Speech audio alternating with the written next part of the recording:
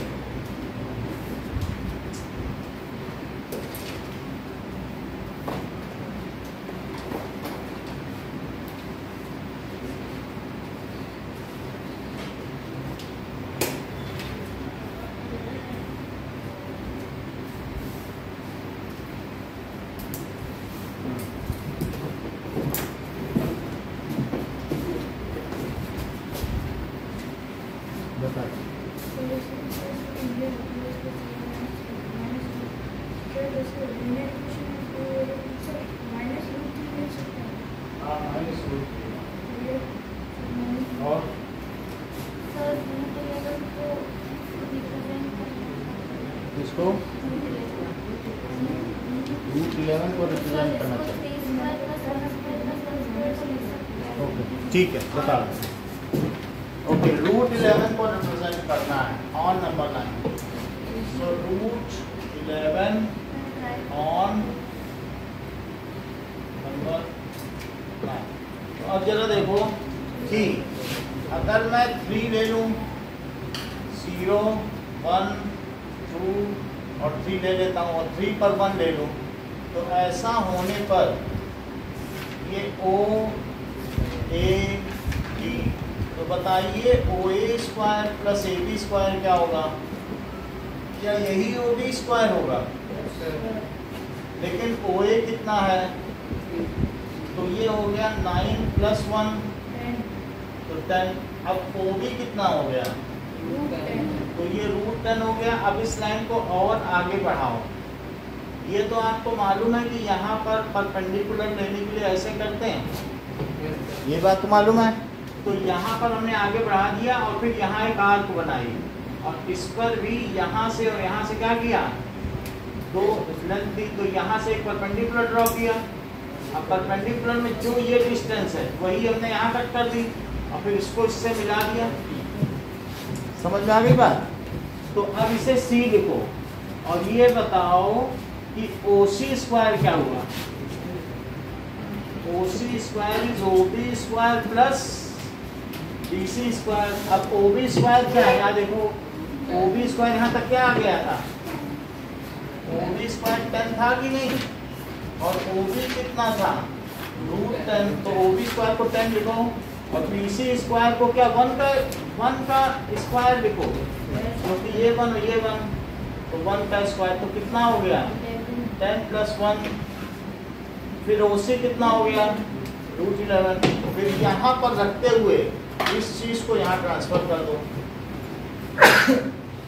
तो ये पॉइंट क्या हो गया, ठीक है। Okay, now that is socialism इन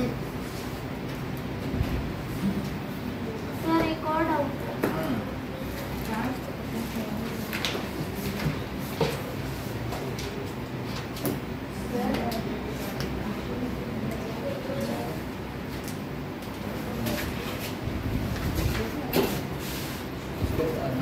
बोलो सर 1.3 का क्वेश्चन उत्कर्ष नहीं आएगा, क्या? उत्कर्ष नहीं आएगा, इमेजिंग अलग से बताएंगे आप क्लास के लास्ट में बता दें, लोग कैटेगरी आने वाला नहीं है। अच्छा हाँ, सर मेरे 82 आ रहे हैं। कितने 82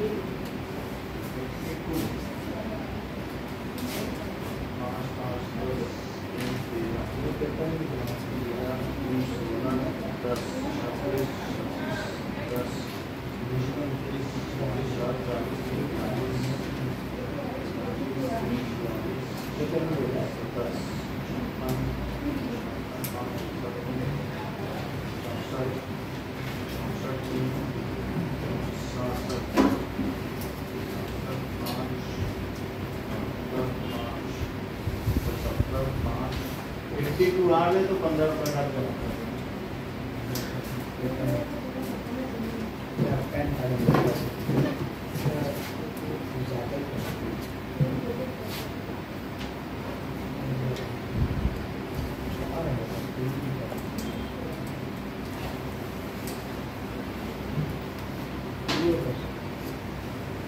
एक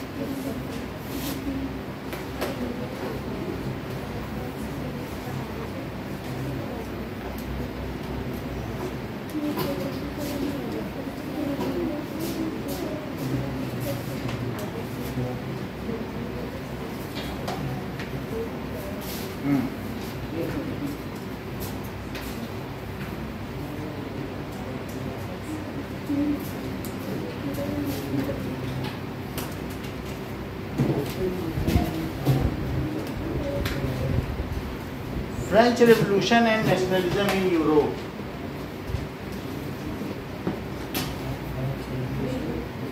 And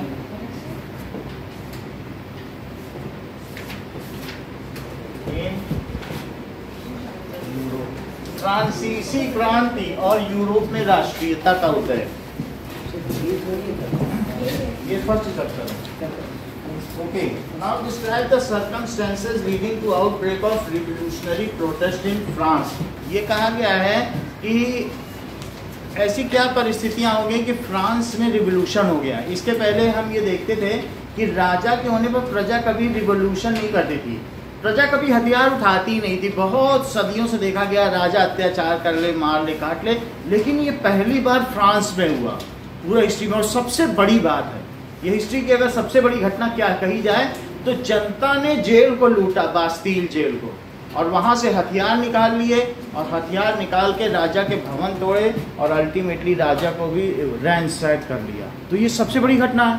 और अल्टीमेटली उन्होंने कहा कि आप हमारे हाथ में दे दो, हम चला देंगे, राजा नहीं चाहिए। ये लोग सोचते ही नहीं थे इसके पहले कि राजा के बिना कैसे चलेंगे। उन्होंने कहा हम चलाएंगे, हम जिसको चुनेंगे। नेशनलिज्म का कॉन्सेप्ट, नहीं तो पहले ये होता था कि अच्छा अकबर ने ये एरिया जीता, अकबर की जय, अच्छा कल फिर बोलेंगे राणा प्रताप ने जीता, राणा प्रताप की जय, ये होता था। उनको मालूम ही नहीं था कि उनकी टेरिटरी क्या है, जो जीत ले उसकी जय, फोटो बदलो, अब वो आ गए।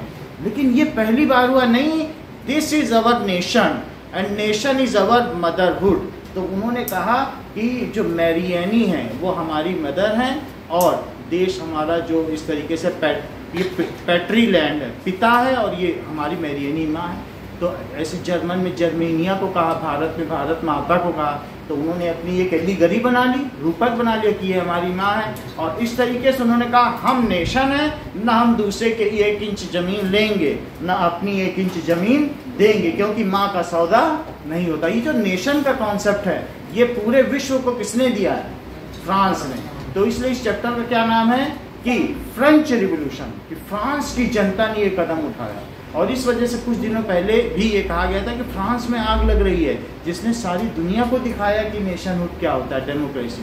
क्या वहाँ लोग आग लगा रहे हैं? वो तो ऐसी जगह है कि जहाँ उसने एम्ब्रेस किया शरणार्थियों को कि आओ हमारे यहाँ रहो, और उन्होंने ही आग लगा दी। उन्होंने कहा कैसा कर रहे हैं इसके साथ, तो वो बहुत ही ज़्यादा लिबरल है। ठीक है।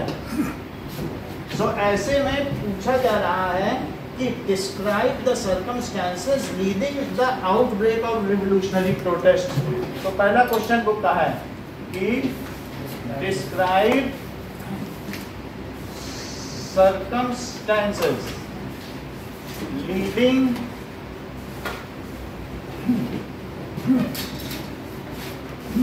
To outbreak of revolutionary protest in France।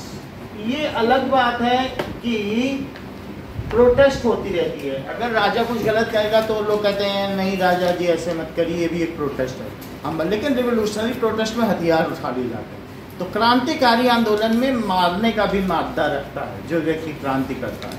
So what is revolutionary? हमारे यहाँ भी क्रांतिकारी थे, क्रांतिकारी मारते हैं। जैसे भगत सिंह, वो एक रिवोल्यूशनिस्ट थे, आज है ना, चंद्रशेखर आजाद, राजगुरु, ये सब कौन थे?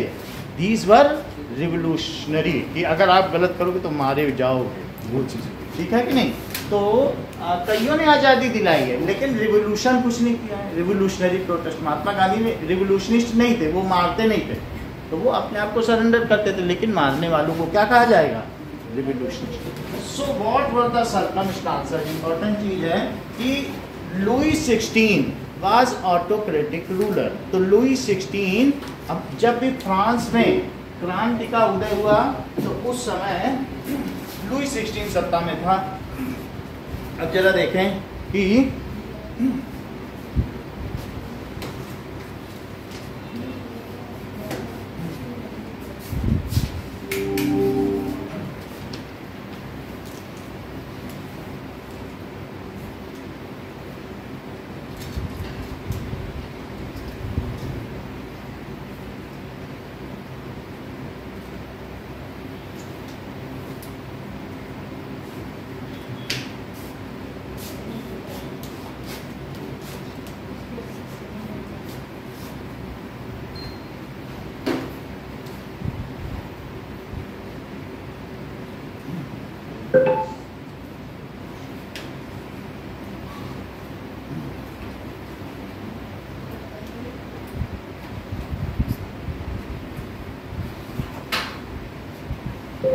Jaiswal classes Jodhpur French revolution album.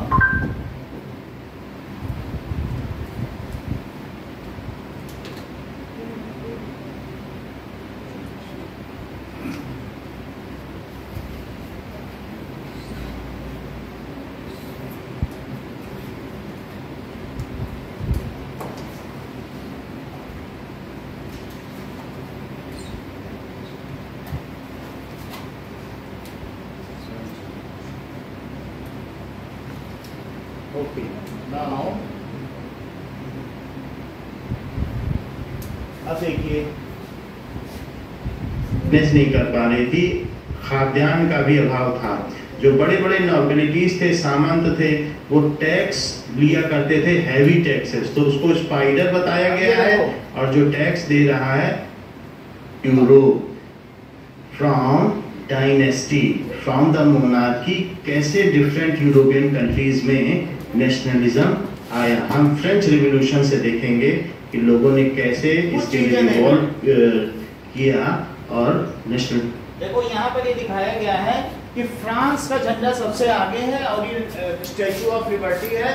तो यहाँ पर ये दिखाया गया है कि एक चित्रकार ने ये चीज बनाई है कि इसमें ये सबको स्वतंत्रता दे रही है, that is statue of liberty, स्वतंत्रता की देवी।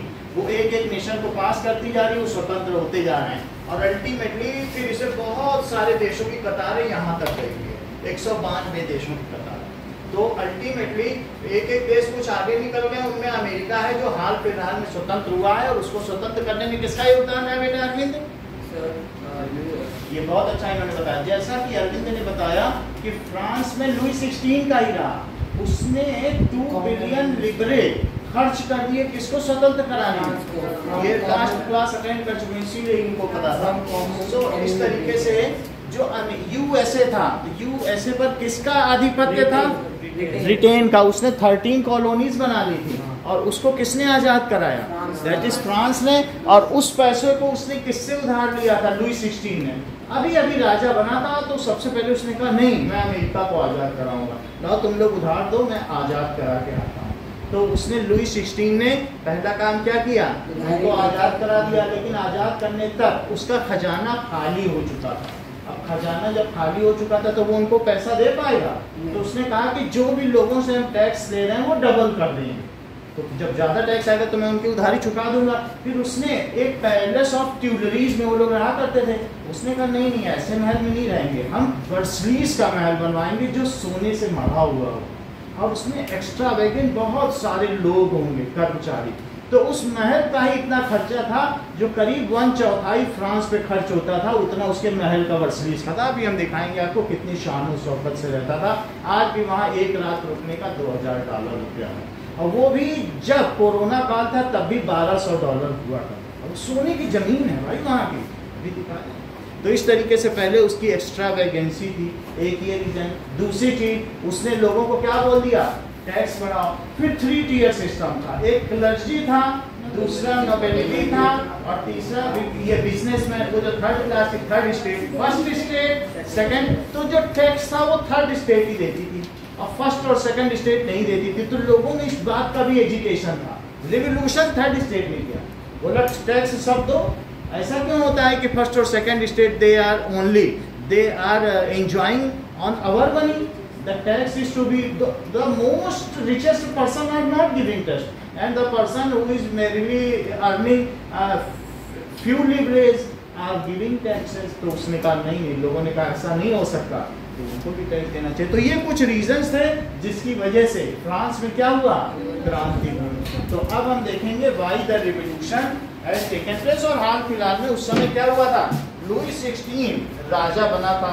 नाउ जो लुई 16 था, ये देखिए, ये इटली है, फिर इसके बाद यहाँ से अफ्रीका शुरू हो जाएगा, और फिर इसके बाद खाड़ी देश है, और फिर खाड़ी देश के बाद क्या होगा? ये इंडिया है, और फिर भारत हो जाएगा। तो 30 ये गल्फ कंट्रीज हैं, और ये फिर यहाँ जापान हो जाएगा, फिर यहाँ पर ऑस्ट्रेलिया हो जाएगा, और यहाँ पर ये कौन है? That is America. तो इसने क्या किया? और ये है फ्रांस, दिस इज फ्रांस। अच्छा, इसके बगल में ये क्या है? Austria and Hungary. अच्छा, ये सब अभी आने वाले हैं बिना। फ्रांस में लुई 16 ने ऑस्ट्रिया हंगरी के हैब्सबर्ग एम्पायर की मैरी एंटोनिटी से शादी, यानी ये खुद भाई पर्सिया, ये ईरान है, ये है ईरान। पर्सिया पुराना नाम है, ईरान। अच्छा, अब ये देखो, तो अब प्रूसिया क्या होता है? देखो, प्रूसिया होता है जर्मनी, ठीक है। अब प्रूसिया अलग है, और ये फारस की खाड़ी। पर्शिया को क्या कहते हैं? फारस की खाड़ी। और यहाँ ग्रीक है, ये इटली है, ये स्वीडन है, यहाँ नॉर्वे है, स्वीडन और नॉर्वे, और ये क्या है? फिनलैंड। ये वर्ल्ड के 3 हैप्पीएस्ट कंट्री हैं। कहते हैं भैया 4 घंटे हफ्ते में काम करना है, कभी आके कर लो, और टैक्स नहीं देना, मजे करो। रोज आधे आधे घंटे 15-15 मिनट आके कर लो, या 4 घंटे कर लो, पूरा हफ्ते मौज करो, उतना ही काम चाहिए तुमसे। सरकारी आदमी का ये हालत है, अब कोई टैक्स नहीं। हाँ, बच्चे बीमार हो तो हमारी जिम्मेदारी, तुम एक पैसा मत खर्च करो, तो तुमको कुछ खर्च नहीं करना है अपनी तरफ से, मौज करो, जो पैसा खाओ पियो। तो वर्ल्ड के ये 3 हैप्पीएस्ट कंट्री। पढ़ाने के लिए पैसा ना खर्च करना, हम पढ़ाएं। तो सरकार जब ऐसी हो तो बताओ। अच्छा, ये बात समझ में आ गई। तो ये खुद जो लुई 16 था वो किस एम्पायर का था? फ्रांस में कोई तो किंग डायनेस्टी था, तो ये बूर्बो डायनेस्टी का था, या बर्बॉन डायनेस्टी हिंदी में बोल दीजिए, तो वो बूर्बो डायनेस्टी का किंग था। और हैब्सबर्ग एम्पायर, जैसे यहाँ मुगल एम्पायर होता है, तो वैसे ही यहाँ कौन था बोलो? हैब्सबर्ग एम्पायर की राजकुमारी मैरी एंटोइनेटी से शादी कर ली। अच्छा, ये किसका था? बूर्बो डायनेस्टी या बर्बन डायनेस्टी का था। तो बूर्बो डायनेस्टी, राजवंश, डायनेस्टी का क्या मतलब है? डायनेस्टी। तो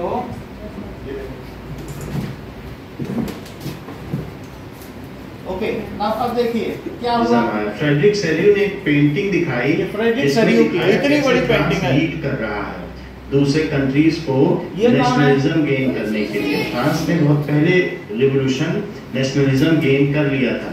लुई 1674 में वहां राजा बना। तो लुई 16 जब फ्रांस का किंग बना तो उस समय उसका खजाना खाली था, द ट्रेजरी वाज एम्प्टी। 1774 तो फ्रांस का किंग लुई 1 से लुई 16 तक लगातार राजा बनते रहे। लुई 18 इनकी बूर्बो डायनेस्टी का लास्ट किंग था। लुई 18 तक बने। लुई 16 के बाद ने 2 ऑस्ट्रिया की हैब्सबर्ग ये एम्पायर की क्वीन से शादी की, जिसका नाम मैरी एंटोनिटी था। सो ऑस्ट्रिया के हैब्सबर्ग एम्पायर की ये प्रिंसेस थी, जिससे लुई 16 ने मैरिज की। इनकी शादी का This is the procession of marriage between Louis XVI and Marie Antoinette. These were 2 different dynasties.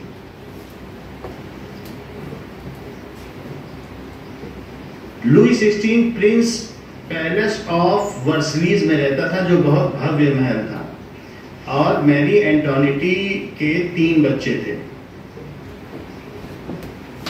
ये एक सलाहकार भी थी जो लुई 16 को सलाह देती रहती थी। द पैलेस ऑफ बहुत बुरी सलाहकार थी, जिसकी वजह से ये आउटब्रेक हुआ। इसमें हम एक रीजन लिखेंगे कि the adviser of Louis 16 was his wife who was a bad worst advisor। तो उसके एडवाइस को उसने जो करते गया, तो अंत में उससे क्या हुआ कि फ्रांसीसी क्रांति का उदय। Sleaze was an सोने के सिक्के चलवाए, जिसमें बहुत ज्यादा पैसे खर्च होते थे, जो पब्लिक को टैक्सेस के तौर पर देने पड़ते थे। ये देखो, उस समय फ्रांस ने अमेरिकन कॉलोनीज को फ्री कराया ब्रिटिश से। ब्रिटिश ने उस पर कब्जा कर रखा था, और अंत में ब्रिटिश आर्मी को इवैक्यूएट करना पड़ा। इससे 2 बिलियन लिब्रे का कर्ज फ्रांस पर आ गया था। ये देखो, ब्रिटेन ने कब्जा किया 13 कॉलोनीज पे, और इसने हटा दिया। कॉलोनी का मतलब वहां से कच्चा माल लेने के लिए। कॉलोनी, इंडिया भी तो पूरा कॉलोनाइज्ड था, वहां से कच्चा माल, तो इसने सोचा यहाँ से भी ले लें, इसने हटा दिया। उसके लिए 2 बिलियन लिब्रे का कर्ज उसको किसने दिया? वहीं के अमीर लोगों ने, वो लैंड जो भी मनी लेंडर्स थे, उन्होंने इसको कर्ज दिया। आगे देखो, नाउ फ्रांस वाज इन डेब्ट।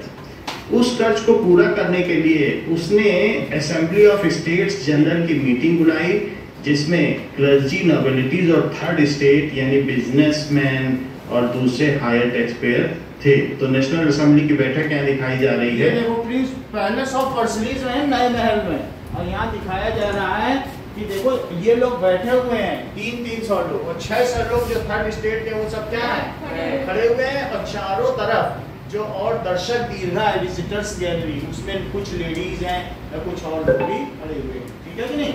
तो यहाँ ये किस बात का अनुमोदन कर रहा है? So he was projecting that is the taxes should be increased, but इनके पास 40,000 लेटर्स थे, जो थर्ड स्टेट में भी 3 कैटेगरी थी। जो 3 डे की सैलरी या लेबर सैलरी देता था, वो सिटीजन था, उसे वोट देने का अधिकार हाँ, और जो इतना भी टैक्स नहीं देता था 3 लेबर्स डे के बराबर टैक्स नहीं, जैसे एक लेबर का 700 रुपया है यहाँ पे, तो समझो 2100 रुपये का टैक्स जो बढ़ता होगा महीने का, ऐसा मंथली जो बढ़ता होगा उसे वोटिंग का अधिकार था। और लेडीज को वोटिंग का राइट नहीं था, बच्चों को नहीं था, 21 ईयर्स के ऊपर सभी को था। किनको? जो लैंड ओनर्स थे। थर्ड स्टेट के भी 3 लोग थे, एक बिग बिजनेसमैन, लॉयर्स, वो सब थे, और बीच वाले जैसे पीजेंट और ये, और सबसे नीचे जो लेबर्स आर्टिजन्स। तो जो टैक्स देते थे 3 लेबर्स डे के हिसाब से, उनको ही क्या किया जाता था, उनको वोटिंग के राइट्स। अब जरा देखो, तो उन्होंने बोला ये 40,000 लेटर हैं और इनको पढ़ लीजिए कि बहुत गरीब हैं लोग, उनसे टैक्स मत लीजिए, बढ़ाइए मत। तो उसने कचरे के डिब्बे में डाल दिए कि नहीं नहीं, ये पढ़ने की बात नहीं है, हमारा देश इस समय संकट में है। संकट में क्यों है? क्योंकि आपने जो कि पैलेस ऑफ वर्सलीज में बुलाई गई, ये देखो उसके खुद के महल में। So this is Palace of Versailles and this National Assembly meeting is going on in 1789. Now इसमें हम देख रहे हैं कि फर्स्ट एंड सेकेंड स्टेट्स के लोग तो बैठे हुए हैं। तो इसमें क्या है, ये जो असेंबली बुलाई गई इसका नाम बताओ। ये कितना अच्छा बता रहे हैं, इन्होंने पढ़ रखा है तभी तो उन्होंने बताया असेंबली ऑफ स्टेट जनरल। अब यहीं से ये बता रहे हैं कि नेशनल असेंबली कैसे बनी। देखो पूरी बात इनकी आप ध्यान से सुनेंगे तब समझ में आएगा। तो इन्होंने क्या बताया कि जो ये मीटिंग बुलाई गई, ये असेंबली ऑफ स्टेट्स के जनरल की बुलाई गई। तीनों स्टेट्स थी, फर्स्ट स्टेट, सेकंड स्टेट और थर्ड स्टेट, उसके 300 जनरल्स थे और उन सबकी क्या बुलाई गई, सभा। तो असेंबली ऑफ स्टेट जनरल। तो ये क्या कब बुलाई गई, ये भी 17, देखो 5 मई 1789 नीचे लिखा है। और ये कब राजा बना था, तो इसने समझो 14 साल में 15 साल में इतना कमाल कर दिया, टैक्स बढ़ा। और ये मीटिंग पिछले 100 सालों से नहीं बुलाई गई थी, अब बुलाई गई। ये मीटिंग 100 सालों से नहीं बुलाई गई थी, कभी टैक्स बढ़ाने की जरूरत ही नहीं पड़ी। So the assembly of state general, ये सब टाइमलाइन इसमें पूछी जाएगी, was called on, कब बुलाई गई, 5 मई 1789 बुला ली गई। अब जरा देखें आगे की बात। थर्ड स्टेट के रिप्रेजेंटेटिव खड़े हुए हैं, 90% मेंबर्स थर्ड स्टेट के थे, बाकी फर्स्ट और सेकंड स्टेट के बहुत कम। यहाँ पर ये दिखाया गया है, फर्स्ट स्टेट में क्लर्जी आते थे। क्लर्जी का मतलब समझते हो, पादरी, फादर, चर्च। तो चर्च जब कह दे हाँ यही राजा है, ये भगवान है, सब लोग इसको पैर छुओ, और जो बोले वो करना, वो इतना कह दे, उसके लिए वहाँ धर्म चलता था। तो अगर फादर ने कह दिया ये भगवान है, हाँ तुम्हें हम राजा स्वीकार करते हैं, तो ये राजा हो गया। अब सब लोग इनकी माने। तो क्लर्जी को इतना कहना था, उनको खूब जमीन बांटी दी जाती थी, उनको लो ये तुम्हारे चर्च के लिए। और सिर्फ वो ये क्या करता था, धार्मिक रूप से डरा के रखता था लोगों को। और दूसरा कौन था, नोबिलिटी, राज दरबारी। और थर्ड स्टेट में कौन कौन आ रहा है जरा चेक करो, big businessman, merchants, court official, lawyers. ये बिग बिजनेसमैन है। और इसमें भी 3 टियर है, पीजेंट एंड आर्टिजन यानी श्रमिक जो मूर्ति बनाते हैं, और तीसरे जिनके पास जमीन नहीं हो, लैंडलेस लेबर या सर्वेंट्स आते थे। तो अब आगे की बात, थर्ड स्टेट में भी जो बिग बिजनेसमैन थे उन्हीं को आने दिया गया, पीजेंट्स और आर्टिजन्स को नहीं आने दिया गया। थर्ड स्टेट के लोग टैक्स पे करते थे और उसका लाभ फर्स्ट स्टेट यानी पोप और चर्च के लोग, और सेकंड स्टेट यानी नोबिलिटी, सामंत, दरबारी और राजा लोग उठाते थे। इस तरीके से पूरे यूरोप में लगभग ऐसा ही सिस्टम था, फ्रांस में भी ऐसा ही था। This is the dress code. देखो जो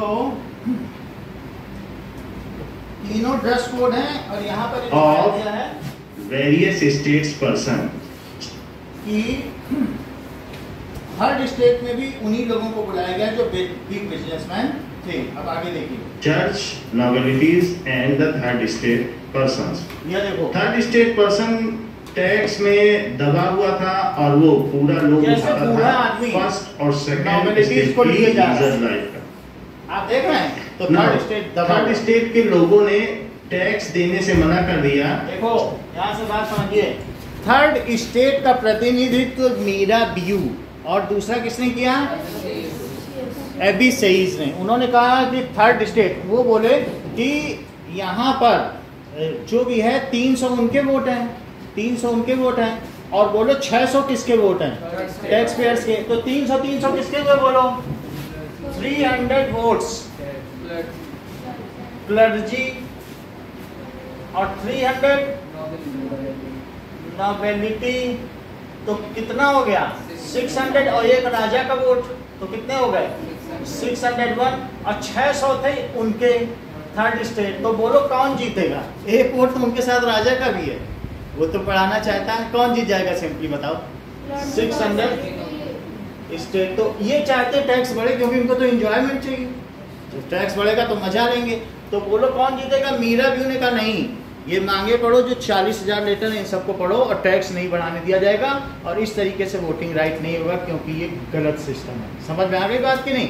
तो वो लोग सिंपली वॉकआउट कर गए, उन्होंने वोटिंग में हिस्सा ही नहीं लिया, जान रहे थे हम हारेंगे, एक वोट से तो हार ही जाएंगे नहीं। अब कुछ लोगों को अगर राजा ने ऐसे ही मिला लिया गरीब तबके के, तुम कुछ नहीं, तुमको इतना बिलियन लिबरे के, तुमको इतने लिबरे देंगे, दे देना हमारे समर्थन में। अमीर तो कुछ नहीं करेंगे, इनमें टूट जाएंगे बहुत सारे, 10-15 भी टूट गए, गरीब लोगों को तो थोड़े में ही वोट ले लिया जाता है, होता है कि नहीं? तो इस तरीके से वो लोग वॉकआउट कर गए, और पास के टेनिस कोर्ट में, ये कौन सा था, ये पैलेस ऑफ वर्सलीज के बगल में ही टेनिस कोर्ट था, वहां जाके उन्होंने बोला कि जब तक हम फ्रांस को नेशनलिज्म, राष्ट्रवाद नहीं कर देंगे, और जब तक हम इसको ऑटोक्रेसी, ऑटोक्रेसी एक आदमी का ही राज्य हो तो उसको क्या कहते हैं, ऑटोक्रेसी। ये देख लो, एक आदमी के राज्य को क्या कहेंगे वो लोग, ऑटोक्रेसी का मतलब राज्य होता है, ऑटो मतलब एक आदमी जैसा मर्जी वैसे चला रहा है, उसको क्या कहते हैं। और मोनोआर्की, वो भी है, मोनोआर्की भी एक ही चीज है, ऑटोमेटिक का मतलब भ्रष्ट राजा हो तो ऑटोक्रेसी हो गया। ब्यूरोक्रेसी, मोनार्की तो समझते हो ना, मोनार्की, तो मोनोआर्की का क्या मतलब है, मोनार्की, तो वो मोनार्क था। और कैसा मोनार्क था बोलो, लुई 16, ऑटोक्रेटिक, ये सही, ऑटोक्रेटिक भी और एब्सोल्यूट मोनार्की थी। फ्रांस में 89 से पहले क्या थी बोलो, एब्सोल्यूट, निरंकुश एकवादी शासन था, वो जो कहता था वही, किम जोन की तरह कि कल जो लाल टी शर्ट पहन के निकलेगा उसको मार देना, फिर चाहे दिव्याई क्यों ना बोल देगा, तो फिर वो जो कल अगले लाल टी शर्ट, ये होता है किम जोन में, नॉर्थ कोरिया में ऐसा होता है। तो ये ऑटोक्रेसी है। तो वहां पर फ्रांस में क्या था बोलो, एब्सोल्यूट मोनार्की बोलो, है ना, पूरी तरीके से मोनार्की। ब्यूरोक्रेसी का क्या मतलब है बोलो, ब्यूरोक्रेसी क्या होती है, नौकरशाही। जैसे तुम चले गए, सर मेरा खाता खोल दिए, पता नहीं कहाँ से रहा, जाओ कल आना, ये दिमाग खराब करके रखा। ये जैसे सरकारी काम कर, सर मेरा बिल जमा, चल छोड़ो एक हफ्ते बाद आना, अभी लंच टाइम है, दिखाई नहीं देना हमको। ये होती ब्यूरोक्रेसी, यानी जो सरकारी नौकर बन गया वो सरकारी दामाद बन गया, तो उसको क्या कहते हैं, ब्यूरोक्रेसी। पेट्रियार्की, पेट्रियार्की क्या है, पिता का शासन, घर में पिता की चलती है। एलजी ले बताओ, हमसे पूछा तक नहीं, हम उनके बच्चे हमसे पूछ लेते हैं, हमें सोनी अच्छा लगता था, एलजी का क्या। मैट्रियार्की, माँ का शासन। पैट्रियार्की किसके लिए है, पिता के लिए, और माता के लिए फ्रेट्रियार्की, भाई का शासन। अब बहन के लिए बनाई नहीं कोई बहन। तीसरा क्या है, फ्रेट्रियार्की, भाई का शासन।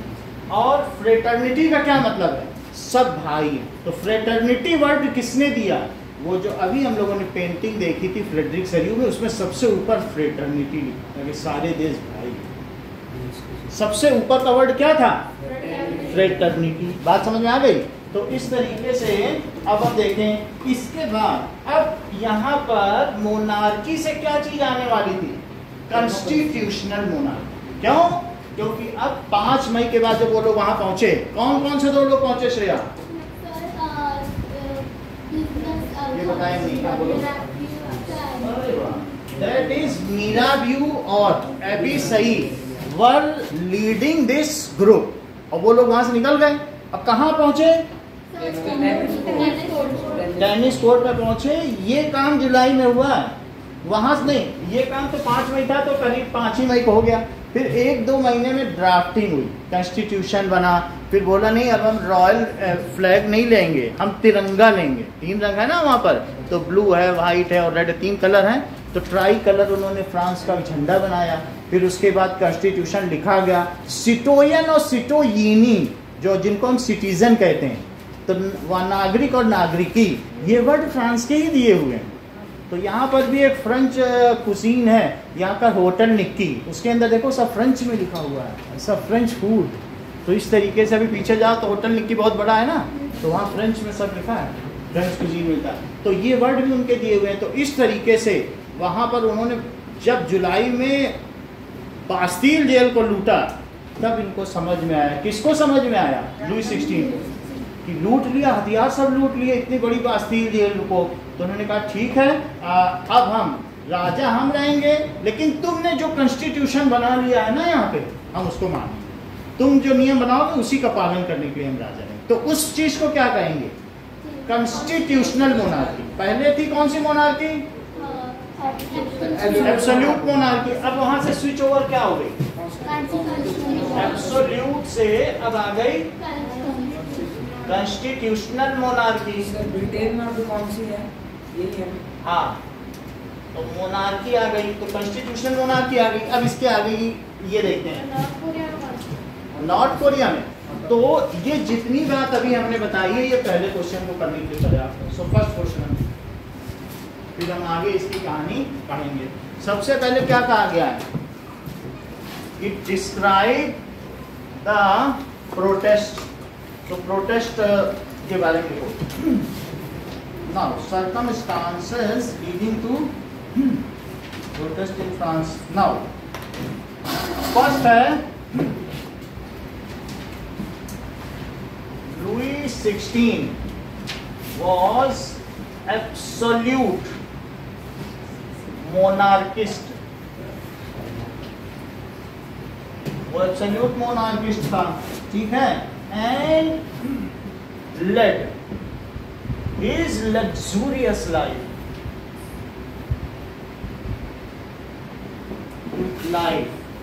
in extravagant। extravagant का मतलब समझते हो, खर्चीला। extravagant palace of Versailles. अच्छा, ये वर्सेलिस शहर में ही बनाया गया था, इसीलिए इसका नाम क्या पड़ा था, पैलेस ऑफ वर्सेलिस। और पिछला था ट्यूलरीज, अभी उसका भी चित्र दिखाया जाएगा। ट्यूलरीज बहुत सस्ता महल लग रहा है और ये बहुत महंगा। तो इतनी बात समझ आ गई। तो पहली बात तो ये थी, ठीक है, and he lacked farsightedness and consulted his wife who was a worst adviser. उसके पास दूरदृष्टि का अभाव था और उसकी सलाहकार उसकी पत्नी थी, जो कि एक बुरी सलाहकार थी। सो ही लैक्ड फार साइटेडनेस। फार साइट का क्या मतलब होता है, yes, and his wife Marie Antoinette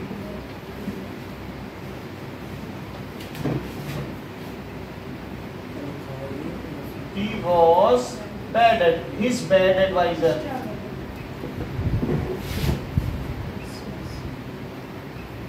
अच्छा, सेकंड पॉइंट क्या है कि France help American colonies.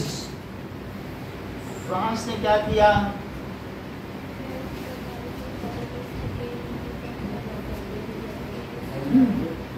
American colony to gain independence. बिल्कुल बिल्कुल, अमेरिकन देखो ये सेंटेंस भी अच्छा बनवा दे रहे हैं, टू गेन इंडिपेंडेंस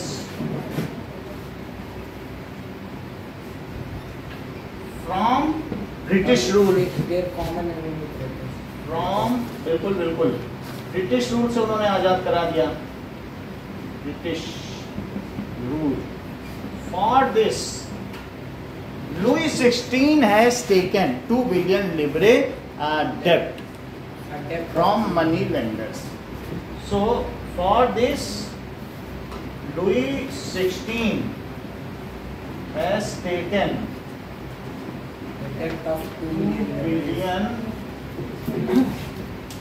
liberate, ठीक है। डेप्ट का मतलब कर्ज, from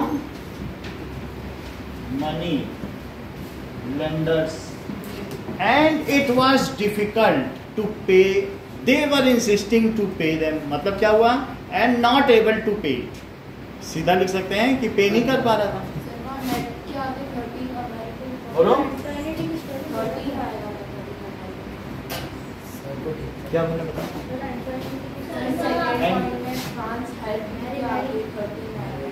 13 American colonies to free, और एंटॉयनिटी की स्पेलिंग ठीक करो, एंटॉयनिटी की क्या स्पेलिंग होनी चाहिए, चेक करो जरा,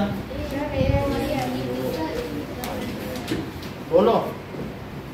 AN, हाँ, NE डबल टी, ठीक है, मैरी एंटॉयनिटी। चलो, so money lenders and could not pay it,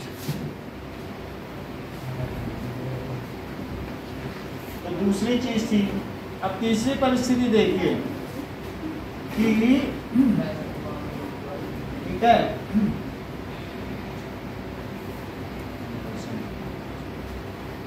they charge 10% heavy interest on loan, ये बहुत बड़ा रकम है, 6% बैंक देता, वो 10% लेते थे, तो दे वर चार्जिंग, कह रहे जब तक पैसा नहीं दोगे 10% देते रहो, कहां से देगा, they were charging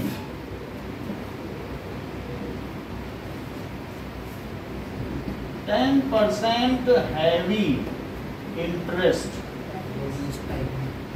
on loan. तीसरी चीज देखिए, तो अब उसके लिए भी टैक्स बढ़ाना था, एंड उस समय जो थी फ्रांस भी कॉलोनी कर रहा था। आपको मालूम है यहाँ पर भी अलग अलग डलहौजी, ये अलग अलग कुछ ऐसे थे, फ्रेंच कॉलोनी बहुत थी, जो यहाँ पर भी भारत में भी कहीं कहीं टीपू सुल्तान के समय में थी, तो फ्रांस की मदद ली थी टीपू सुल्तान ने अपनी आर्मी को अपडेट करने के लिए। तो उन्हें भी ये मिलिटराइजेशन का रूल था, उनको अपनी मिलिट्री बहुत बढ़ानी थी, क्योंकि उनके यहाँ पर भी क्या हो रहा था, जो अलग अलग तरीके से ये स्पिनिंग जेनी, जो कहते हैं कॉटन मिल्स नहीं होती, एक साथ 1000 सूत करते थे, thousands of threads are made, spinning jenny का आविष्कार हो चुका था, और साथ में जो ये था थॉमस अल्वा एडिसन ने स्टीम इंजन बना दी थी, ट्रेन भी चलने लगी थी। तो ऐसी स्थिति में जगह जगह ट्रेन भेज के वहां से कच्चा माल उठाना, 2 रुपए का कॉटन लेके 200 रुपए की टी शर्ट बनाना और 198 रुपए का मुनाफा कमाना, ये सभी यूरोपियन कंट्रीज का उद्देश्य बन चुका था। सो मिलिट्री किस लिए चाहिए थी बताओ? The expansion of military was a trend in Europe, and for that also they have to increase the taxes. Tax क्यों बढ़ाने पड़ते बताओ? क्योंकि एक्सपेंशन ऑफ मिलिट्री करना था। क्यों करना था? क्योंकि जगह जगह कॉलोनाइजेशन करना था। क्यों करना था? क्योंकि वहां से कॉटन चाहिए था, वहां से कोयला चाहिए था, कोयला भी तो चाहिए कॉटन मिल को चलाने के लिए। समझ में आ गया कि नहीं? कॉटन से जहाँ कपड़ा बनेगा तो वहां ये सब चाहिए, धुलाई करनी होती है कॉटन की, तो उसके लिए क्या चाहिए? तो militarisation. For expansion of military and meeting their expenses, Louis XVI has decided to increase taxes। किस लिए? फॉर एक्सपेंशन ऑफ मिलिट्री, है ना? For expansion of military and meet its expenses, उसके expenses, increase of tax.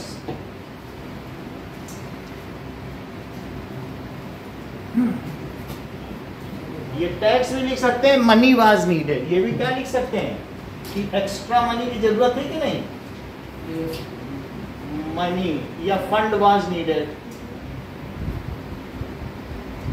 So he decided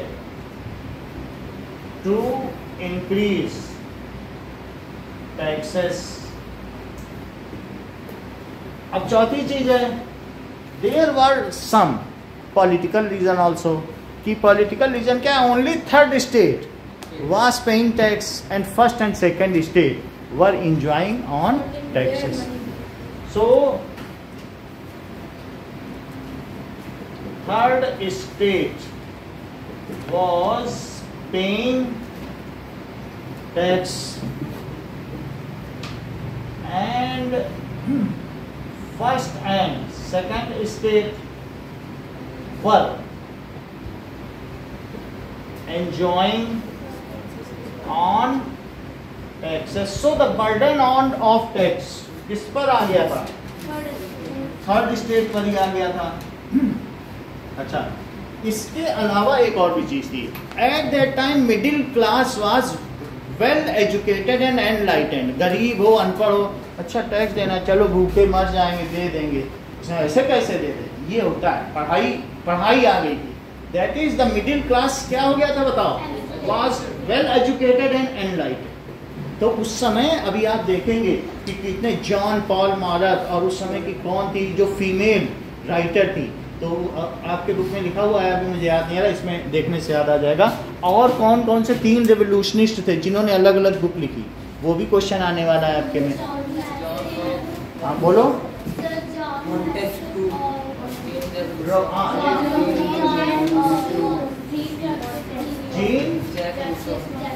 रोस्यू था और Montesquieu और John Locke, ये 3 ही थे, मॉन्टेस्क्यू और रोस्यू और जॉन लॉक। इनकी एक 3 ट्रीटीज थी और एक कौन सी बुक थी, स्पिरिट ऑफ लॉ, तो वो भी देख लेना होगा। द सोशल कॉन्ट्रैक्ट, ये एक फीमेल राइटर थी, उसका कौन थी, ओलंपी डी गॉर्जस। तो ये जो चीज ये थी, तो दीज वर उस समय रिवोल्यूशनिस्ट थी और साथ में अच्छी राइटर भी थी। तो उन्होंने लोगों को क्या किया, अपने जो ब्लॉग्स लिखे, जो भी चीजें लिखी, उससे लोगों को प्रेरणा दी। So the France society was well educated at time, the middle class थी। मिडिल का मतलब है थर्ड जो क्लास की, जो अपर लेडीज थी, क्योंकि बिग बिजनेसमैन की वाइफ क्या करेंगी, बैठे बैठे अमीर हैं पढ़ाई करेंगे, अब गरीबों की तो नहीं कर पाएंगी। सर लिब्रे है, लिब्रे है। अभी मैं देखता हूँ क्या है, बोलो। बी भी होगा, लिवरे है।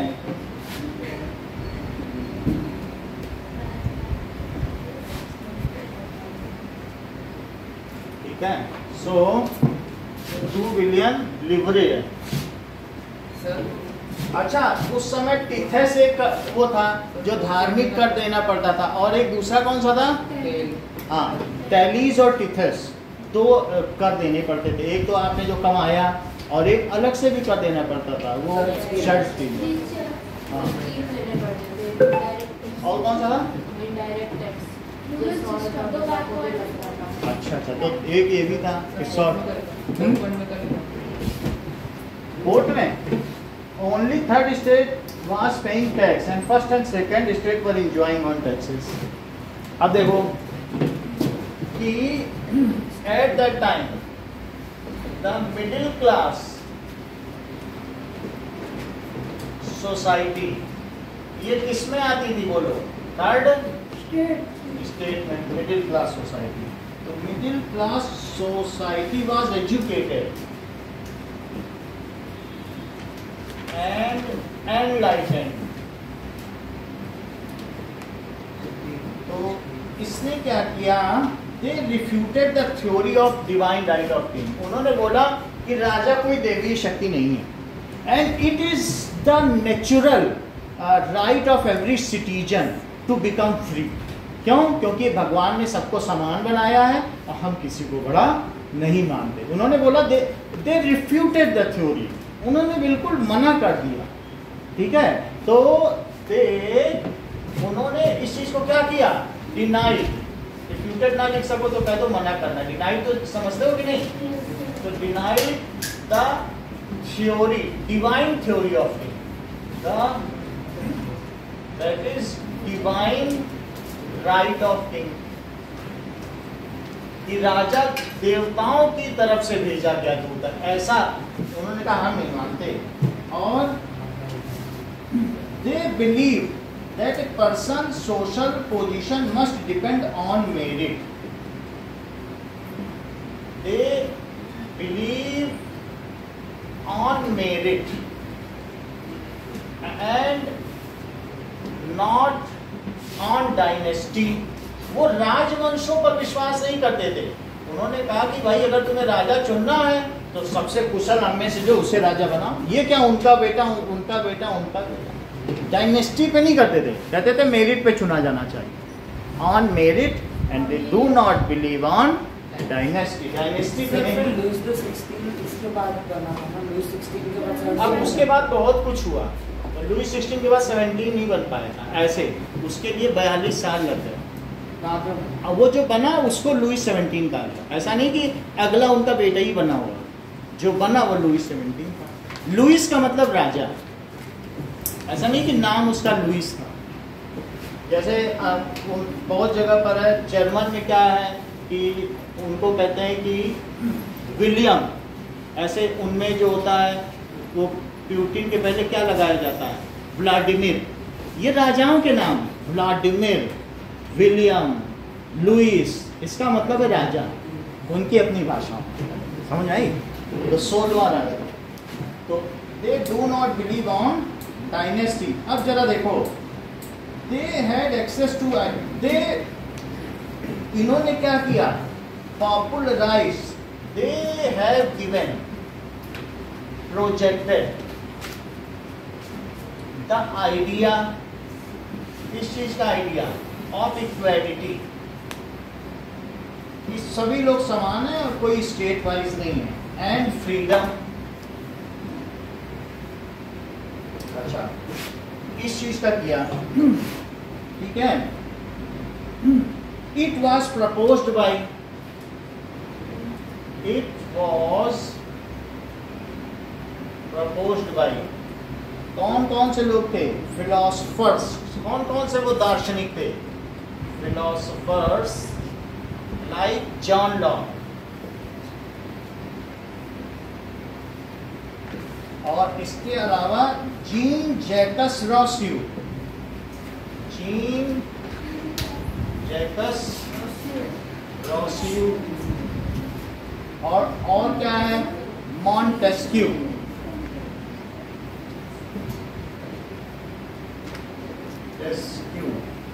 और ओलंपी D gorges.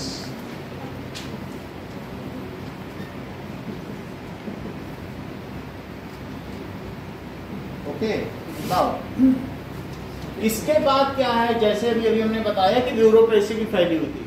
The French administration was corrupt and people could not accomplish their job through them. अपना कोई राजकार्य ही नहीं करवा पाते थे।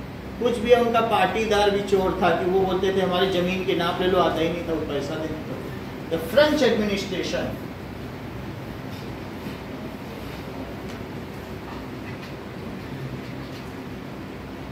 was extremely corrupt and so it was not giving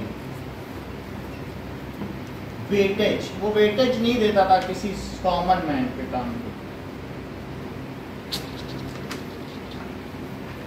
to common man. Okay, this was first question, ये बहुत important question. these all circumstances led the first French Revolution। France में आज़ादी के लिए 3 क्रांतियां हुई। ये फर्स्ट फ्रांसीसी क्रांति आप पढ़ रही हो, ठीक है, और आखिरी 1870 में हुई, जो कि हम इस वीडियो में देख सकते हैं। तो सबसे पहली क्रांति कब हुई बोलो? ये हुई, और वो भी जुलाई में। अभी जब हुआ धीरे धीरे बढ़ते, और वहाँ बास्तील की जेल तोड़ दी गई। अभी 2 साल पहले जब उनका वो एक निकला था, ये शताब्दी की बुक, उसमें वही बास्तील की जेल बनी थी, और वही आपके बुक में बना हुआ है क्या, पहले पेज में, कि एम्बलम। तो वो जो उसका पहला पेज है उसमें दिखाया गया कि कितनी महत्वपूर्ण वो घटना थी सबसे पहले पेज में है कि नहीं, तो 10th में बनाया होगा। और पहला पेज देखो, फर्स्ट पेज निकालो, नहीं बनाया ना, तो 10th की बुक में है कि वो चीज़ है। तो बासिल की जगह यहाँ पर दिखाया गया है कि जो उसका पहला है एलमना, तो वो 10th की बुक में कि उन्होंने जो फ्रंट पेज पे नहीं दिया जाता एलमना की कवर पेज पे जो फोटो होती है उसमें बासिल की जेल का अटैक दिखाया गया है, जो कि इसमें आप देख सकते हो। ये देखिए उनके पास है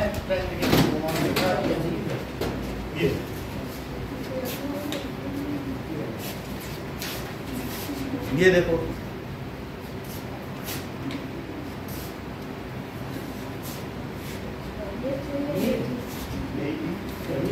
वही चीज की बासिल की जेल है क्या भाई, उसमें फ्रांसीसी क्रांति और राष्ट्रवाद, तो ये चीज हुई। दैट इज इतनी महत्वपूर्ण घटना है कि कैसे जेल को तोड़ते हुए दिखाया गया है। अब देखिए, so these all circumstances led to French revolution. इन सभी चीजों ने फ्रांसीसी क्रांति को रास्ता दिखाया। इस क्वेश्चन में कई क्वेश्चन शामिल हैं।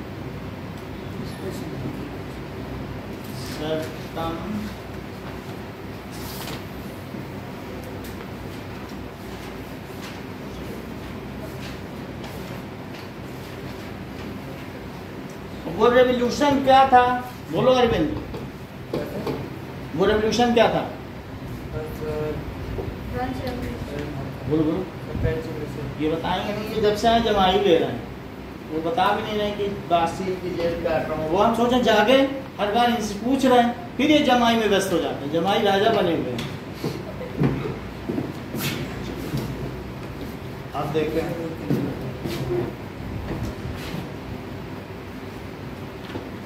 एक पॉइंट बताइए फ्रेंच रिवॉल्यूशन का। The third state was paying taxes and first and second states were enjoying. अरे वाह, सब पता है।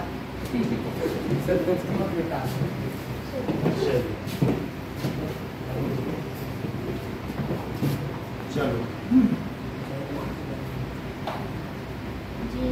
ओके,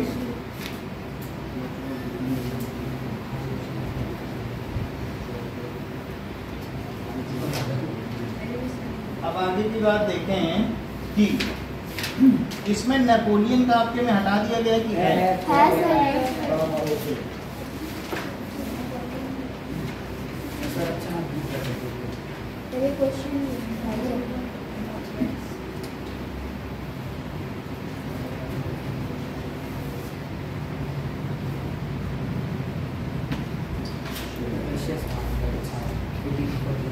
ओके, एक सेकंड इंपॉर्टेंट क्वेश्चन है, explain the significance of French revolution on world history. विश्व के इतिहास में फ्रांसीसी क्रांति का क्या महत्व है? ये बहुत इंपॉर्टेंट। और जो बुक के क्वेश्चन है वो इतने इंपॉर्टेंट नहीं है, इसको ध्यान दो। एक्सप्लेन, या फिर टीचर ने अपनी तरफ से कुछ लिखाया हो तो भी बता देंगे, एक्सप्लेन। हम 3-4 क्वेश्चन कराएंगे, उसमें ये भी है, एक्सप्लेन द सिग्निफिकेंस। जो इम्पोर्टेंट है वो करा रहा हूँ। Explain the significance of French revolution in history of France.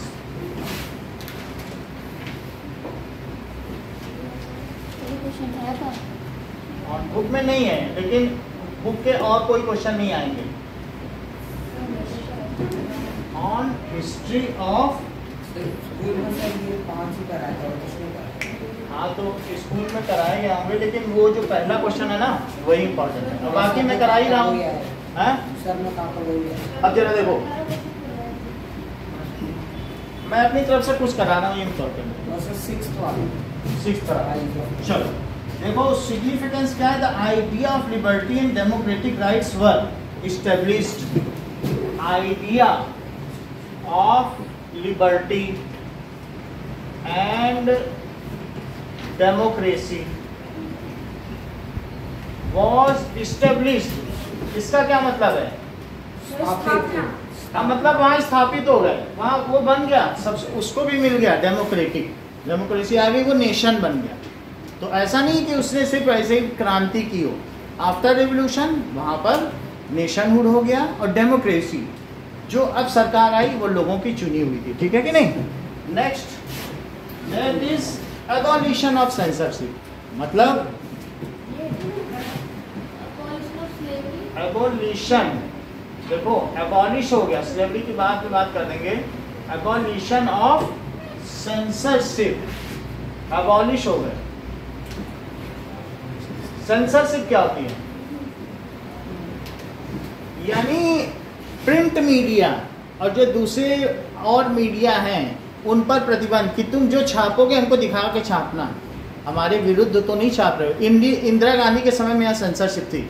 जब हम लोग पेपर पढ़ते तो ऐसा लगता था इंदिरा गांधी से महान कोई नहीं, हम लोगों ने तो पढ़ा है, तो वो सेंसरशिप थी, वो वही चीज छपवाती थी जो उनके बारे में अच्छी बात कहता, और नहीं तो पेपर में और कुछ छपे, उनके थ्रू आता था पेपर।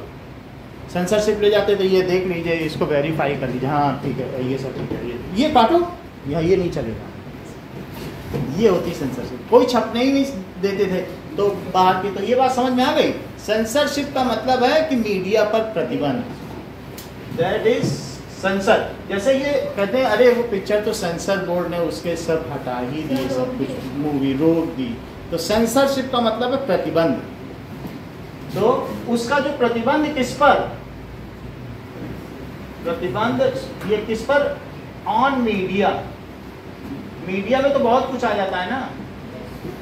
और तीसरा वो एबॉलिश हो गया, एंड ऑफ फ्यूडलिज्म। फ्यूडलिज्म का क्या मतलब है बोलो, एंड वो बता रहे सही, सामंतवाद का अंत हो गया।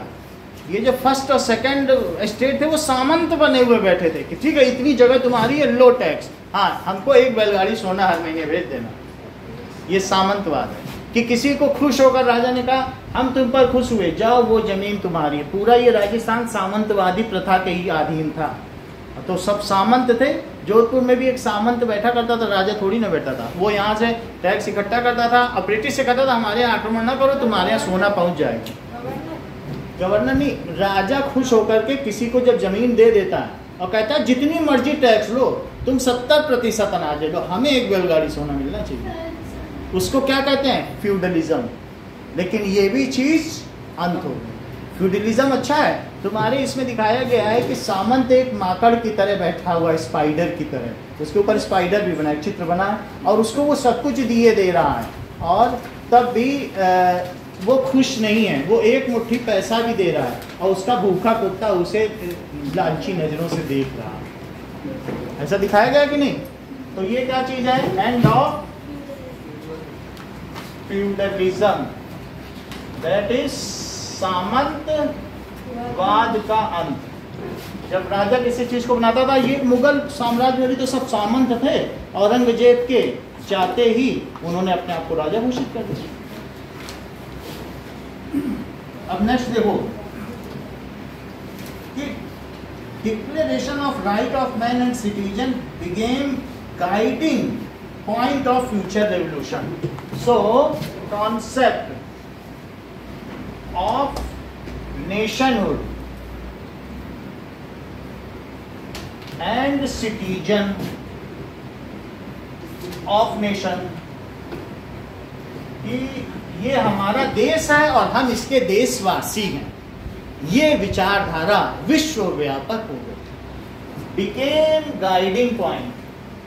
ये तो फ्रेंच की क्रांति पर हुआ, अभी तो पहला रिवॉल्यूशन पड़ रहा है ना, अभी दो और होने, तो क्या यही गाइडिंग लाइंस नहीं हो गई?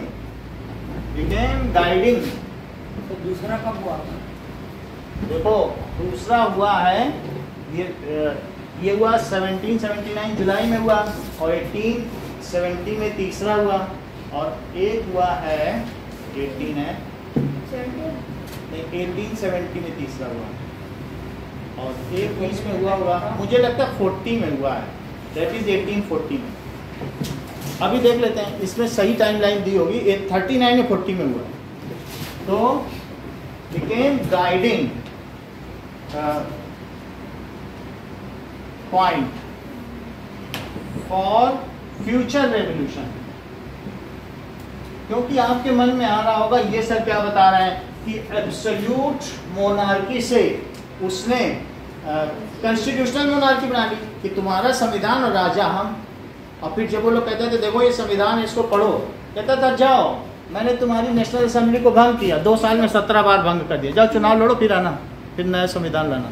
2 साल में 17 बार, हर महीने भंग कर देता। वो कहते थे राजा जी ये तो देख लीजिए, तो भंग जाओ, कुछ नहीं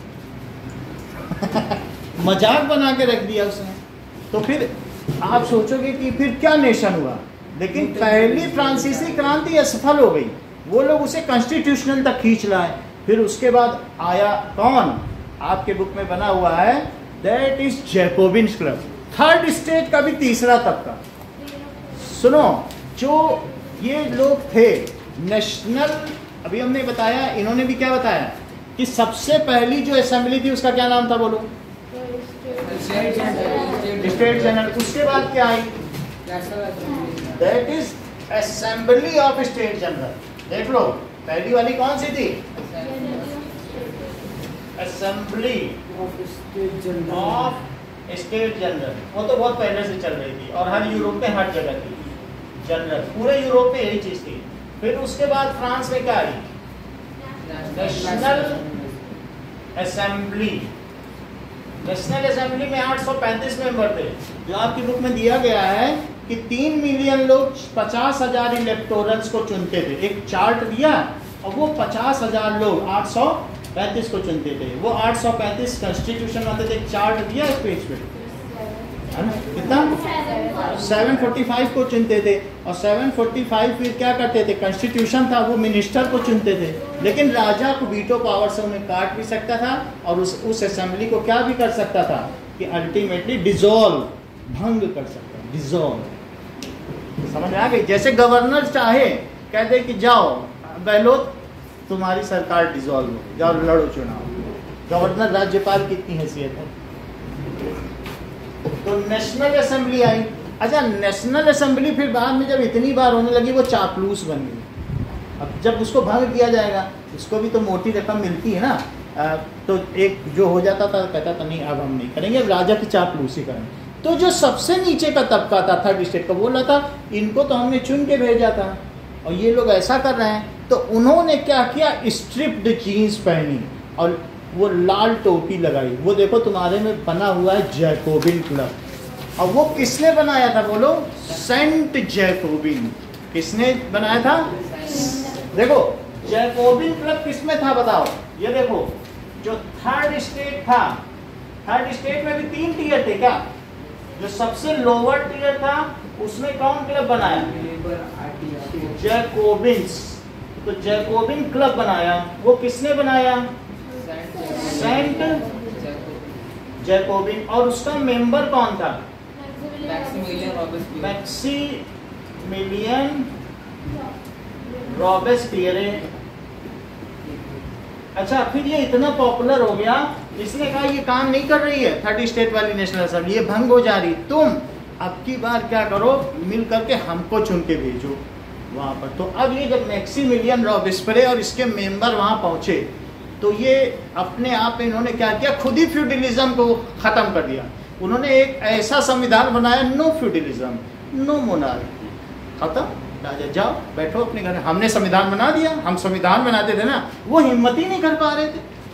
बताओ तुम्हारे यहाँ में संविधान बनाना है क्या, राजा कोई नहीं हटा सकते, लिखो संविधान में, हट गया राजा, हट गया। तो फिर कॉन्स्टिट्यूशनल मोनार्की का अंत हो गया। फिर बोले गुलोटिन द किंग, कट गया राजा, मैक्सिमिलियन राजा। इन्होंने क्या किया, चुन के गए। तो ये क्या था बताओ, अब ये सबसे पहला फर्स्ट फ्रेंच रिपब्लिक। रिपब्लिक का मतलब लोगों द्वारा चुना गया और उसी ने शासन किया, राजा ने नहीं किया। किसने किया फिर शासन, इसने।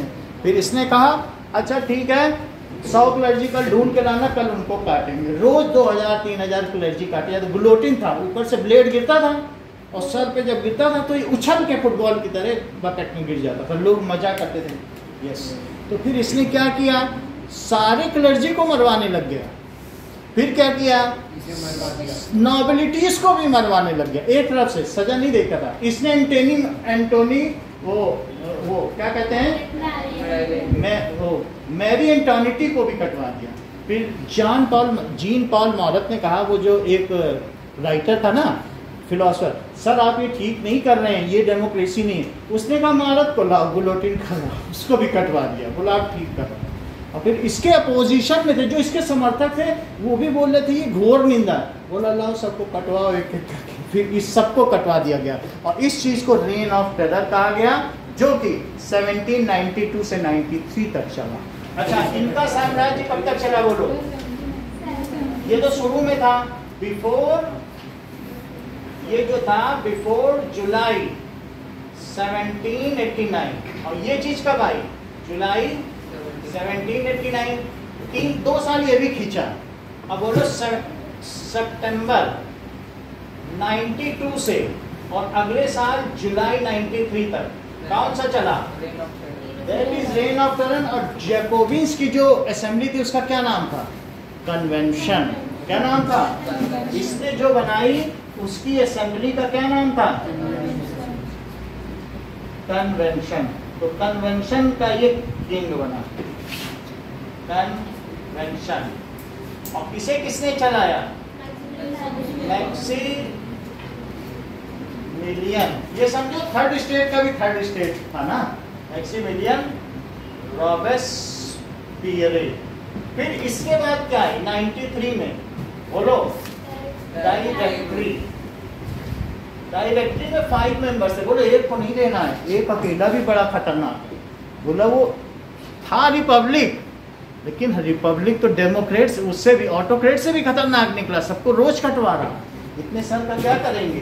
तो दैट इज ये मैक्सिमिलियन रॉबेस्पियरे रिपब्लिक का। इसको कटवाया गया 93 में, इसको भी गुलोटिन कराया। First Republic. अभी खुदाई हो रही, वहां बहुत सर मिले, कितने स्पर्श।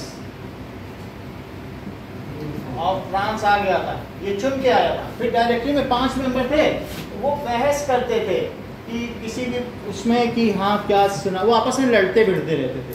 इसका किसने फायदा उठाया? Napoleon to. तो डायरेक्टरी के बाद 1804 से 1815 तक किसने शासन किया? Napoleon Bonaparte.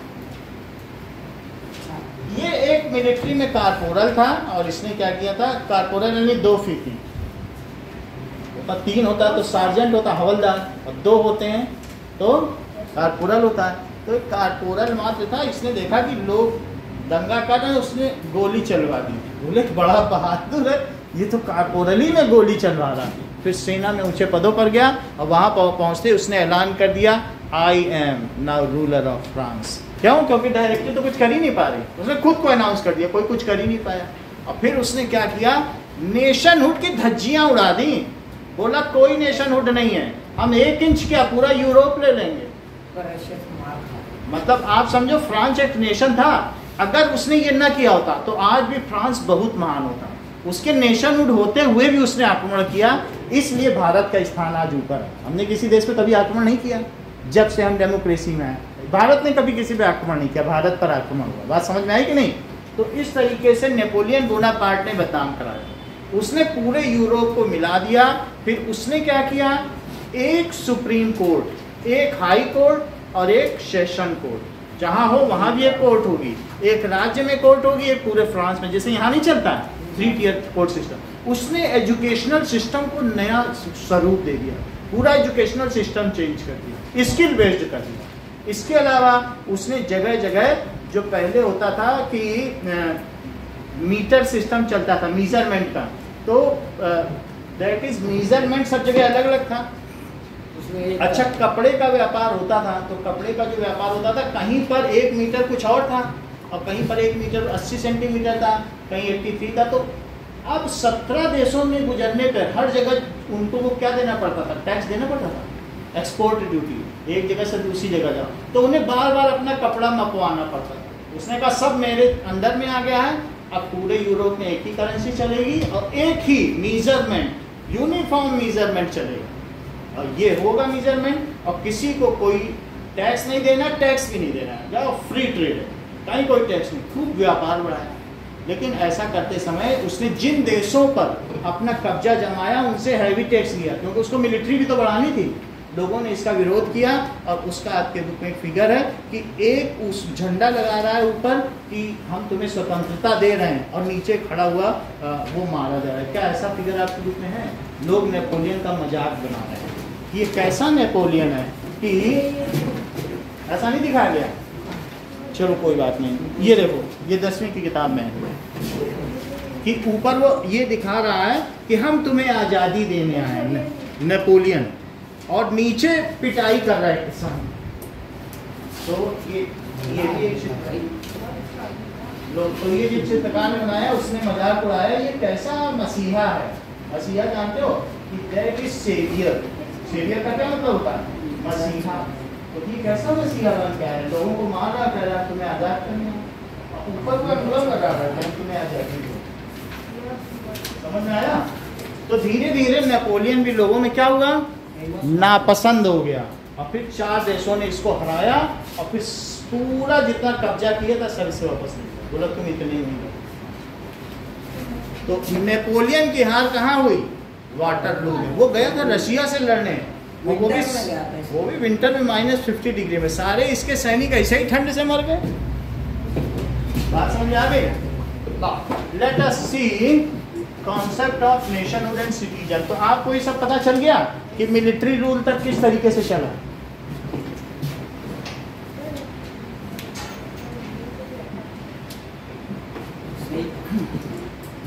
तो आप जब वीडियो एल्बम घर पे देखेंगे, हमने आपको बताया प्ले लिस्ट में जाना, फिर 9th हिस्ट्री में चले जाना, तो उसमें आपको उस वीडियो एल्बम से पूरा फर्स्ट चैप्टर समझ में आ जाएगा। जिसके में सेकंड चैप्टर आ रहा है वो सेकंड भी समझ लेगा। देखो जो भी समझना है वहाँ सब है।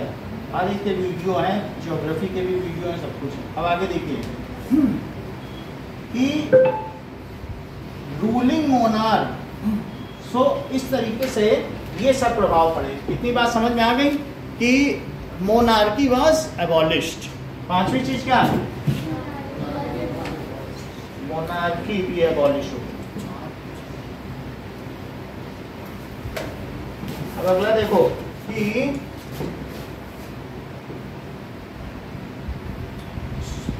नेशनल असेंबली कब बनी और उसने क्या क्या परिवर्तन लाया। नेशनल असेंबली का भी क्वेश्चन। सो क्वेश्चन क्या है? Question number 3। So when was national assembly formed and when was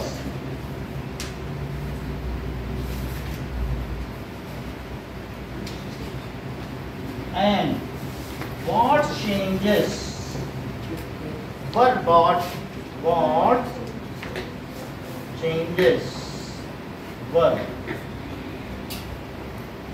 brought by national assembly. कल भी एसएसटी की क्लास है।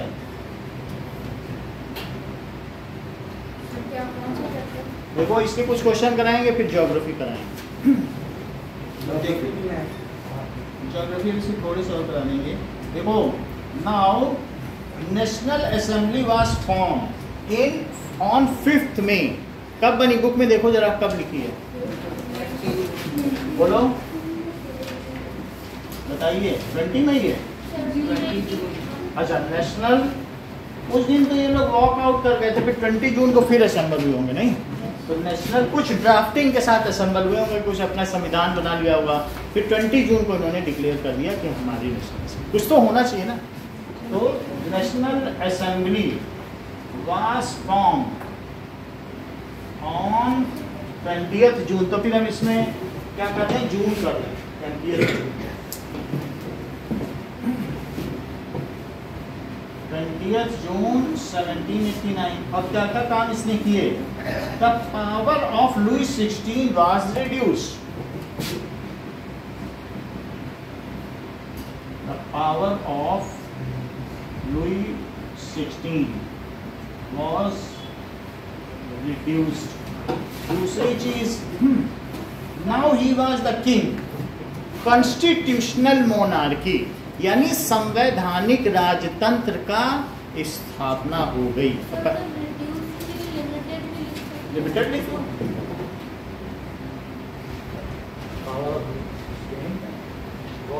वॉज लिमिटेड नहीं लिख सकते, रिड्यूस्ड ही लिख सकते हैं, डिक्रीज। लिमिटेड के लिए फिर वर्ड दूसरा बताओ कैसे लिखें। इसमें वाज लिमिटेड तो नहीं लिख सकते ना, सेंटेंस बदलना पड़ेगा। अब जरा देखो, कॉन्स्टिट्यूशनल मोनार्की इस्टेब्लिश हो गई, absolute monarchy was abolished and constitutional monarchy was established.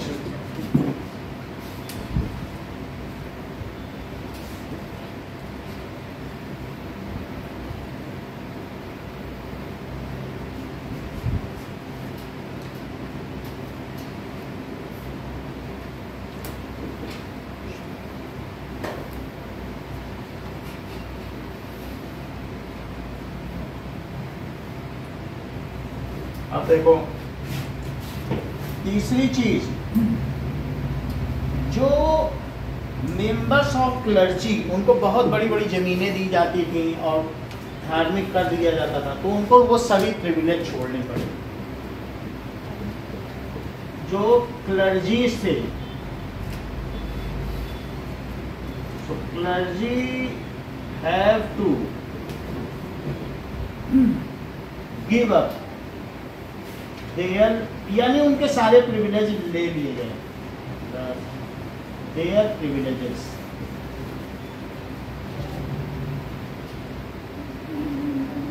जब all privileges given to clergies were taken away, जो आपको अच्छा लगे वो लिख लें, उनसे सभी सुविधाएं ले ली गई। नेक्स्ट देखिए कि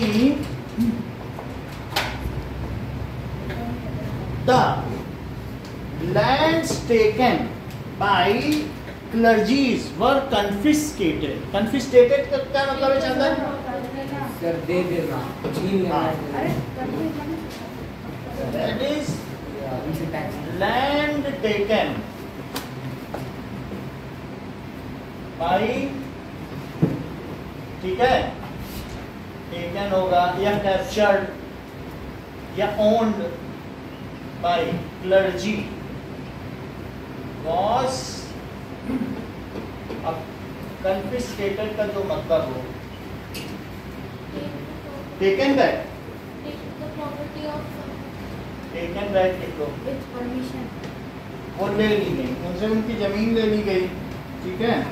और feudal system and obligations were abolished, सामंतवादी प्रथा का, ऑब्लिगेशन का मतलब उपहार देना, किसी को उपहार भी दिया जाता है, तो feudal system and was abolished, इतना ही लिख दो तो चलेगा। चलो नेक्स्ट है कि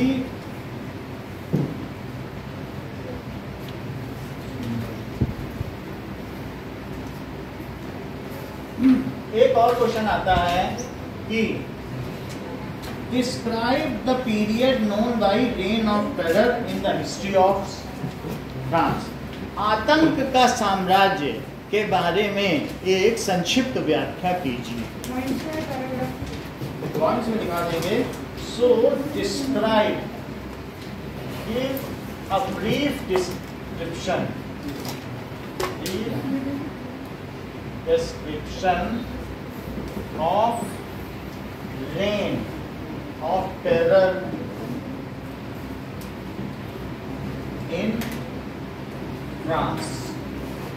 So अब जरा देखिए,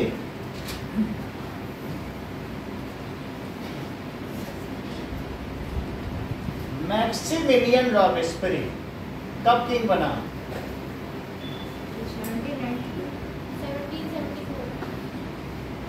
72 में तो नहीं बना हुआ, 74 में तो लुई बना था। नहीं 93 तक चला ना। मैक्सिमिलियन रॉबेस्पियर, तो अब ये देखो उसे क्या कहते हैं, रेन ऑफ टेरर। जरा इस चीज को आप लोग देख लें लिखने से पहले, तो थोड़ा सा थोड़ा सा देखो। नाउ थर्ड स्टेट के लोगों ने टैक्स देने से मना कर दिया जनरल स्टेट असेंबली की बैठक में, और वो वहां टैक्सेस, तो उसको स्पाइडर थी, बट उसने दूसरे और डायनेस्टी से गठबंधन करके नेशनल असेंबली को कई बार ये देखो डिसमेंटल किया। यहाँ जो नेशनल असेंबली है इसमें क्या लिखा जा रहा है? Declaration of nation. सबसे ऊपर देखो जरा, यहाँ क्या दिखाया गया है कि एक तीर है, समझो इधर, ये क्या दिखाया गया है कि यहाँ पर एक गट्ठर है, गट्ठर में बहुत सारे बांस हैं, तो एकता में शक्ति। और ये किसकी टोपी है? रेड कलर की है। जो आजाद होते थे तो वो ये टोपी पहनते थे, स्लेव्स, तो उनकी टोपी इस पे लगाई गई। इसके ऊपर ये सांप अपने मुंह में अपनी पूंछ दबाए है, उसका क्या मतलब है? इटर्निटी, यानी हमारा ना कोई आदि है ना अंत। फ्रांस ना कभी आदि, शुरुआत नहीं हुई है फ्रांस की, ना कभी अंत होगा। फ्रांस हमेशा से, तो ये इटर्निटी का प्रतीक है। एक तरफ कौन है बोलो? मैरियानी, जो वहाँ की, जैसे हमारी भारत माता है ना, तो फ्रांस की जो एली गली है जो फ्रांस को है। और दूसरी तरफ क्या दिखाया गया? एंजल। एंजल ये इसको कहते हैं गोल्डन सेप्टर, जो कि रूलिंग रॉड है, इसको कहते हैं गोल्डन सेप्टर, शक्ति। एंजल क्या है कि देवी, भगवान, लोग उसको एंजल लोग शक्ति दे रहे हैं। और इसके हाथ में टूटी हुई चेन है, जो किस चीज का प्रतीक है कि अब हम आजाद हो गए हैं मोनार्की से। और साथ में इस ये जो कपड़े पहने हुए हैं ये ट्राई कलर है, जो कि फ्रांस के दैट इज नेशनल जो फ्लैग है उसके कलर्स है। और नीचे क्या लिखा है? वहाँ का संविधान, ठीक है। और जो टूटी हुई चेन है उससे एक धनुष बना दिया गया, और उस पे तीर का बाण। धनुष नहीं देख रहे? टूटी हुई चेन क्या आपको ऐसा नहीं लग रही जैसे धनुष है, और उसके ऊपर बनाया सांप, और अब बाण छोड़ा जाएगा, ठीक है। तो ये बात होगी, आगे देखिए। वो फिलोसफर जिन्होंने नेशन की अवधारणा प्रस्तुत की कि नेशन क्या, ये तो टेनिस कोर्ट में ओथ हो गई। ये देखिए, ये 2 ट्रीटीज ऑफ गवर्नमेंट किसने लिखी बोलो? 2 ट्रीटीज यानी 2 संधियां गवर्नमेंट की, ये जॉन लॉक ने लिखी। अच्छा, द स्पिरिट ऑफ नेशन किसने लिखी? The spirit of law, Montesquieu. ये दोनों बहुत इंपॉर्टेंट है, ये ध्यान रखना कि मॉन्टेस्क्यू ने क्या लिखा है? द स्पिरिट ऑफ नेशन, और 2 treaties that is John Locke. अब आगे देखो, against nobilities, so there were riots, there were revolts against nobilities, buildings were burnt, जो सरकारी बिल्डिंग थी वो जलाई गई। तब देख लो फ्रांस का फर्स्ट रिवॉल्यूशन, नॉबिलिटीज के यहाँ आक्रमण हुआ, सरकारी बिल्डिंग जलाई गई। इसी फ्रेंच रिवॉल्यूशन की हम लोग बात कर रहे हैं, ये जुलाई में हुआ है, जुलाई 17। हाँ, तो चलो इसको पब्लिक देखिए। ने ऑफिशियल बिल्डिंग पर अटैक किया, पब्लिक ने अटैक कर दिया। अब देखो ये क्या है? बास्टील जेल पर अटैक किया गया 1789 में, जेल और में उसके हथियार लूट लिए गए। हथियार ले लिए। 1789 में ही एक स्टेट ऑफ जनरल असेंबली की मीटिंग हुई थी, और उसी समय नेशनल असेंबली का गठन हुआ था, और उसी समय बास्टील जेल पर हमला हुआ था। ये कॉमन पीपल ने, एजिटेटेड लोगों ने वहां हमला किया और हथियार लूट लिए। 2 revolt against nobilities. Olympe de Gouges वहां की महिला थी जिन्होंने राइटर थे। Now this is a revolutionary women Olympe de Gouges. अब देखो जरा, रॉबेस्पियर उस समय एक जैकोबिन्स क्लब का मेंबर था, और जैकोबिन्स क्लब नॉबिलिटीज और किंग के खिलाफ बनाया गया क्लब था, जिसके मेंबर की ड्रेस इस तरीके की थी। ये देखो मेंबर की ड्रेस कैसी होती थी? स्ट्रिप पहनते थे, नी ब्रीचर्स, घुटने तक पहनते थे, knee breeches. This was the dress code of Jacobins club. ये एक तरीके के रिवोल्यूशनरी पीपल का क्लब था जो नेशनहुड पे यकीन रखते थे कि देश को नेशन बनाना है, किंग के अंडर में नहीं होना। नी ब्रीचर्स नाम याद रखना, हमने बताया घुटने तक की वो पहनते थे, ठीक है, नी ब्रीचर्स, और रेड कलर की टोपी लगाते थे और स्ट्रिप्ड पैंट पहनते थे, ट्राउजर्स। तो लेडीज भी कैसे करती थी, धारीदार। हाँ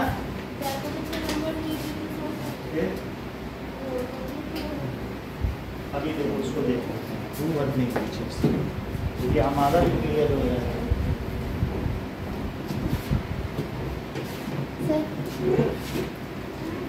तो आपके बुक में भी कहीं लिखा हुआ है ना,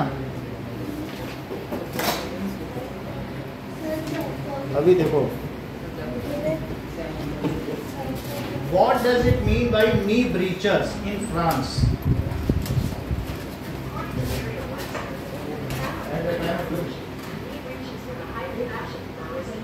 एरिस्टोक्रेटिक में, ये बिल्कुल सही कह रही हैं। मतलब जो एरिस्टोक्रेट थे, अमीर लोग, वो लोग क्या पहनते थे, दैट इज कुलोटस। नी ब्रीचर्स का मतलब देखो, इसकी ड्रेस देखो, नी ब्रीचर्स की, तो इसको कहते हैं, ये घुटने तक की जो ड्रेस है उसको नी ब्रीचर्स कहते हैं। ये जो बहुत टॉप लोग थे वो क्या पहनते थे, घुटने तक, ये देख लीजिए, एरिस्टोक्रेट। एरिस्टोक्रेट का मतलब अमीरों के द्वारा शासन। अगर नॉबिलिटी लेजिस्लेशन में उसमें लिखाया नहीं था, ब्यूरोक्रेटिज्म लिखा था, और अमीरों का शासन हो तो उसको क्या कहते हैं, एरिस्टोक्रेसी। पूंजीवादियों का शासन हो जाए, अडानी अंबानी का यहाँ शासन हो जाए, तो उसे क्या कहेंगे, एरिस्टोक्रेसी। अब जरा देखो मैक्सिमिलियन रॉबेस्पियर के बारे में, ये people can rule, this is Maximilian Robespierre, जो इसका एक मेंबर था। Now, the Marat was also a revolutionary generalist.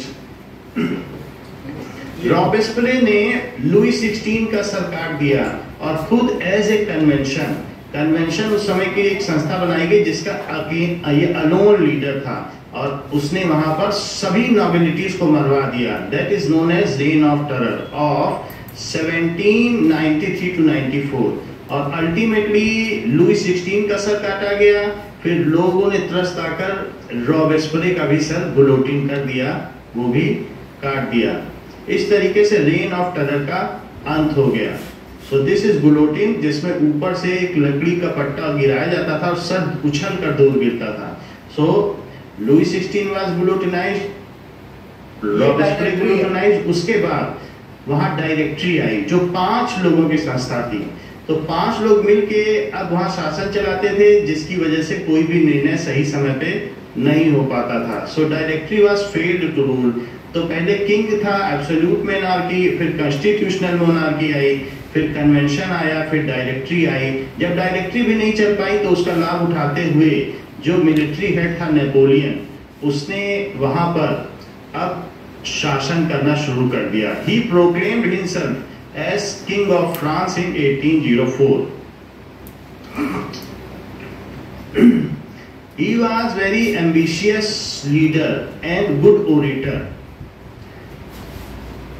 He was a believer of expansion of territories and modernization. He has done some modernization in Europe that is named on behalf of him.